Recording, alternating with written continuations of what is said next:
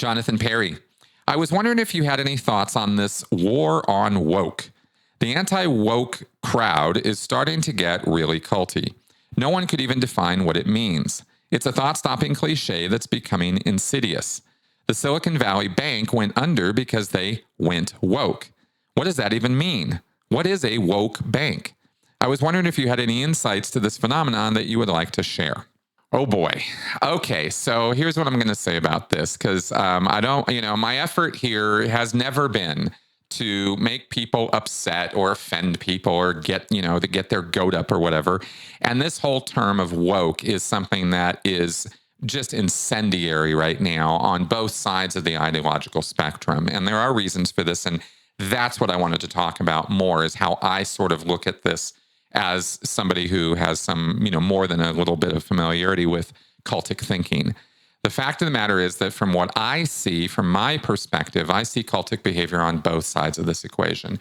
And before anybody starts like losing their mind, I'm not saying that if you believe that being woke is a good thing, or you believe being woke is a bad thing, that you are a cultist. I am not saying that.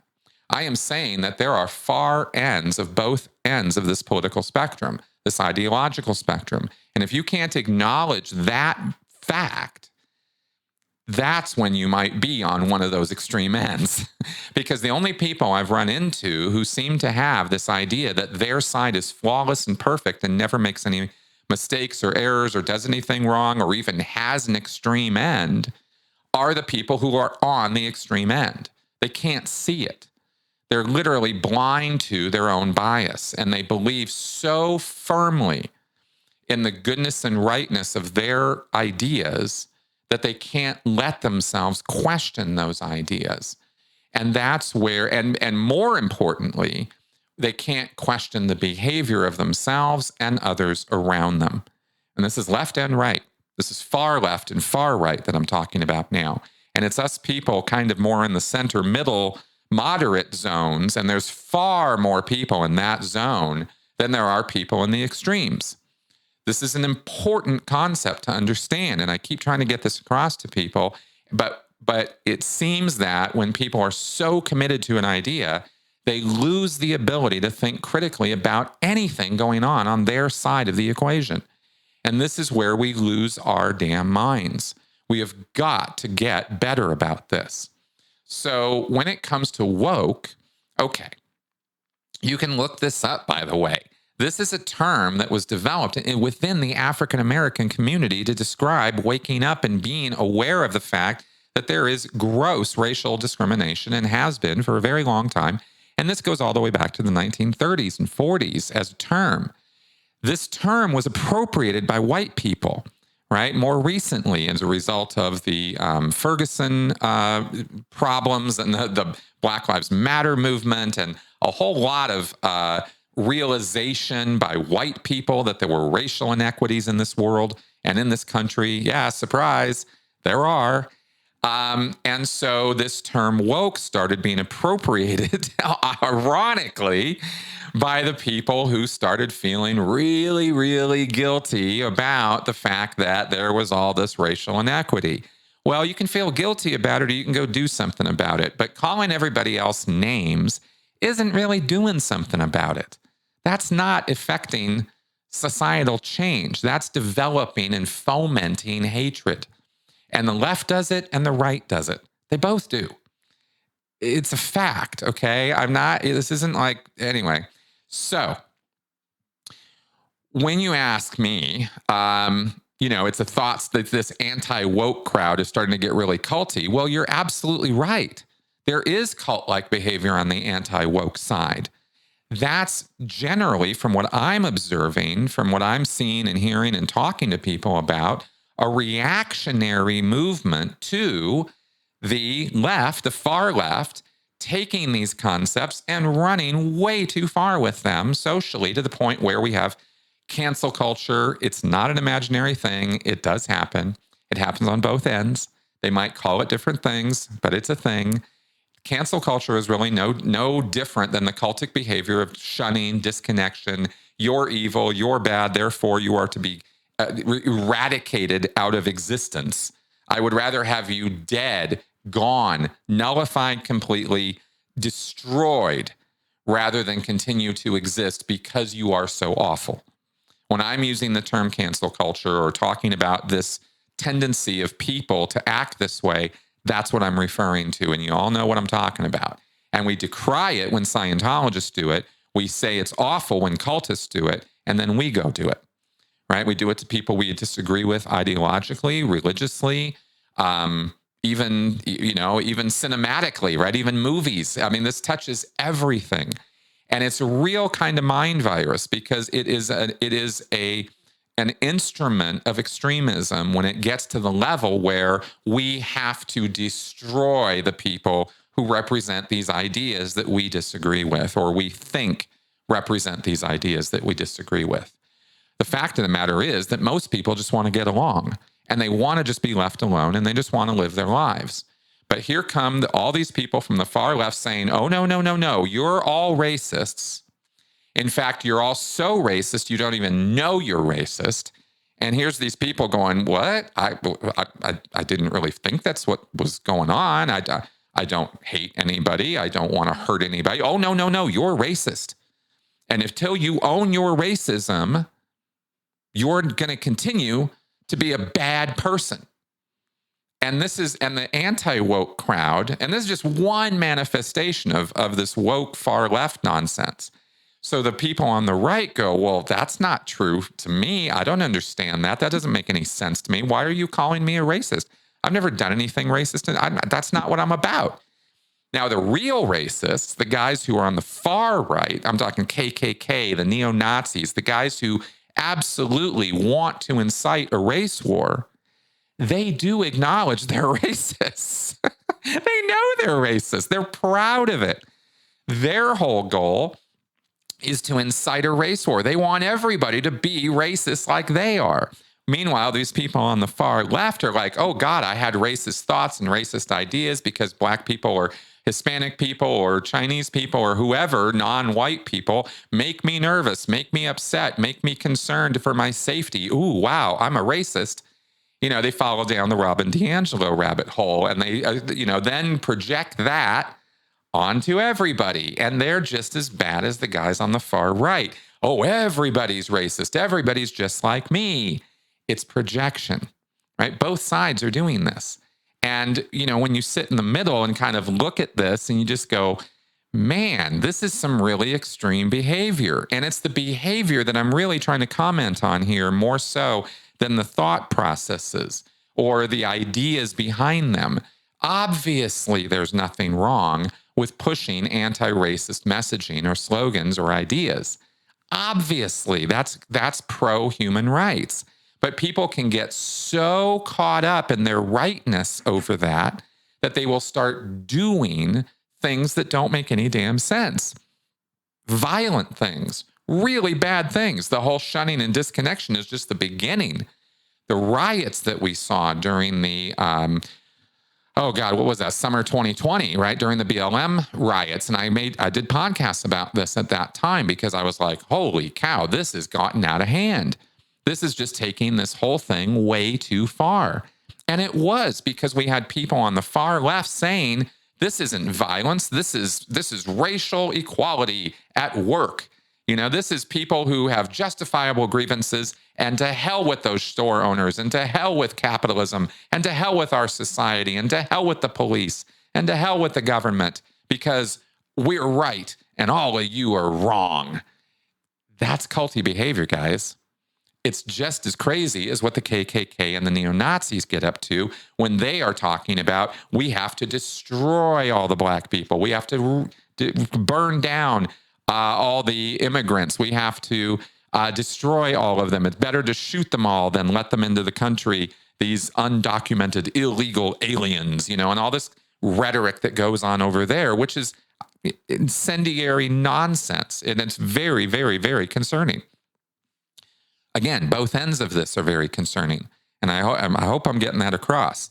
This is, these are the kind of words that will tend to get people canceled on both ends that I'm saying right now. And if you feel that suddenly I've become this evil troll who doesn't know what I'm talking about and how could I, then I would invite you to please, please take a good hard look at what I'm actually saying, because no part of what I'm saying is that human rights are bad or wrong. And you all know I'm all about human rights. But it's very, very hard to enter the public discourse on this without claiming one side or the other, because otherwise you're just going to get shot by both sides. And that is a very, very difficult place to be as a public figure and as somebody who's trying to mediate or bring some calm to this situation. We are so divided right now over this kind of nonsense. And woke is just another term, one of hundreds of such words that come and go in the common vernacular to describe a position which can represent an extreme position, or it can represent a more moderate, rational position. But the word itself becomes a sort of catch-all for all of it. And so when the people on the left are talking about woke and the people on the right are talking about woke, they're actually talking about two different things. And they refuse to have dialogue or try to understand each other. And when that happens, that's when the fists come out. That's when the baseball bats and the knives and the guns come out. Because you won't understand me, and you're just evil, and I have to destroy you now. And there are people on both ends of this nonsense who feel that way. And when you try to talk sense to them, they won't listen. I have tried for years. And there's just a certain set of people who just don't want to hear any criticism of their own side. They don't want to hear how they maybe should dial it back a little bit, bring down the volume a little bit, and let's actually talk. And it can work to do that. And again, I'm going to cite Daryl Davis as the epitome, the absolute best example of what I'm talking about, right? A black man who can reach across the aisle and actually make friends with KKK members and get them to take their goddamn robes off and quit it. How did he do that? He never did it by calling them names and accusing them of racism and sexism and bigotry and all. That's not the conversation he has with them. He has a conversation that starts with, "You don't even know me. Why do you hate me? Why? What is up with that?" And that starts a dialogue. And if you're willing to have that dialogue, you can make incredible progress. But when you refuse, when you won't have it, when you don't have it, when you say it can't be had, and I've had way too many conversations with people who are representative of Antifa in America. I'm not talking about European Antifa. I'm talking about the American brand of that. I have had way too many run-ins with those people to have any question anymore that they are an extremist group. Same thing with the guys on the right, right? You know I'm not down with those guys either. So, but trying to be the moderate middle voice of reason on this is an impossible job. So that's my sort of dialogue about this. Now, to answer your questions, Jonathan, in terms of, no one can even define what it means. Well, you're absolutely right. Go to the Wikipedia page on the term woke, and it says right in it, there is no agreed upon definition of this term because it's in the cultural vernacular now where everybody thinks they know exactly what it is and they have their own ideas and definitions of it. And for the guys on the right, that's valid. For the guys on the left, their version is valid. All of it was appropriated from the black community who originally had a very clear-cut idea of what it was. So you really need, if you're going to argue, you need to find your terms. It's kind of a really important point here because it really depends on who you're talking to as to what this word actually represents to that person. As far as the thought-stopping cliche, I think I've covered that. Yes, thought-stopping cliches are absolutely insidious, and there are just legions of them on both ends of this thing. Now, the Silicon Valley Bank thing, right, went under because they went woke. Now, what that's actually a reference to is it's a complete nonsense, but the idea here is that there is this diversity, equality, inclusion, these DEI policies that are now rampant throughout the United States, and this is sort of the latest version of what we used to call affirmative action. And it's an effort to regulate behavior And because you cannot deal with individuals who are prejudiced, who really are truly bigoted, racist, sexist. Those people exist. They've always existed, and they're always going to exist. Human beings are just who and what they are. And a certain percentage of any group of people are going to be these lunatic fringe element types for lots of different reasons: cultural, educational, social, right? Their social hierarchies, their location, where they grow up, who their influences are. There's a lot of reasons people are racist, sexist, bigoted, etc. And it's just a fact that that's always going to be that way because of the way our brains work and the way we categorize people and things, and the amount of brain power we're willing to give to questions like this. Some people, they don't want to think about it anymore. They know what's true, they know what's right, and there's no other argument to be had about it, right? There's no more reason to discuss it. Such people are of limited, I believe, a limited degree of sociality and maybe you might say intelligence, although that's a term that's itself a little difficult to define if you start thinking about it. But that exists. That's always going to exist. So how do you deal with it? Well, human beings aren't so great at dealing with these outliers in big, broad situations where it has consequences to lots and lots of people. If you have a racist or a sexist as the head of a company, you're going to have problems in that company, serious problems and very real world problems. And this is I definitely acknowledge that is absolutely the case. So what do you do about it? Well, there is no recognized, agreed upon way of Daryl Davising that guy or that woman. Right? There's nobody who's going to come along and solve that problem for people. So instead, we fall back on regulations and guidelines and policies and rules. And we say, well, nobody gets to be that way. And in fact, it's so bad, we think, that we're going to regulate in order to force equality. We're going to regulate that you have quotas now of X number of this minority and that minority that you have to bring in, because we're going to force you to do that because these guys over here and over here and over here refuse to take part in our collective equality. And so we're going to force everybody to now follow these somewhat bizarre and unrealistic ideas of how we're going to force equality across the boards. And it's not like it's the worst solution ever.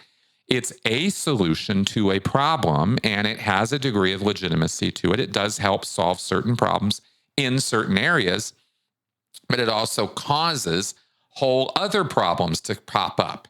And when somebody is, again, in this far left or far right headspace where it's their way or the highway, they can't hear any objective criticism or questioning of these kind of DEI policies. They refuse to acknowledge that any problem could ever come from this solution. It's only a perfect solution. And that's just not true. So one of the things that was coming up in the news for the guys on the right were, well, Silicon Valley Bank was making incredibly poor investment decisions. That's an objective fact. And they crashed. And that was one of the big reasons why they crashed. Banks crash all the time. We were overdue for some bank crashing. Now we'll see where this goes because human panic sets in. And that's when you get runs on banks and things start having this domino effect. And I really hope that doesn't happen here. Because that's just human nature running amok. That's fear and fear mongering. And that's what happens around these kinds of economic turmoil times. And we're in one of those right now. So the reason the right started saying that the Silicon Valley Bank went woke and that's why they failed, and it's not why they failed, but the reason they say that is because Silicon Valley Bank was following certain DEI policies. And it's like, see, that's what happens, right? It's just more nonsense, from the far right. So those are your questions, Jonathan. And I think I've explained myself well enough here. I really hope this gets across to people. I think you guys understand where I'm coming from. And, you can always ask me more questions about this or have me clarify my statements if I've said something that seems completely off the rails and offensive to you. Please do reach out to me and let me know because it's not my goal. right? My goal was to provide a sort of a more centered view of what's going on here as I see it from my position of understanding how cults and coercive control work. So you asked, so there's my answer.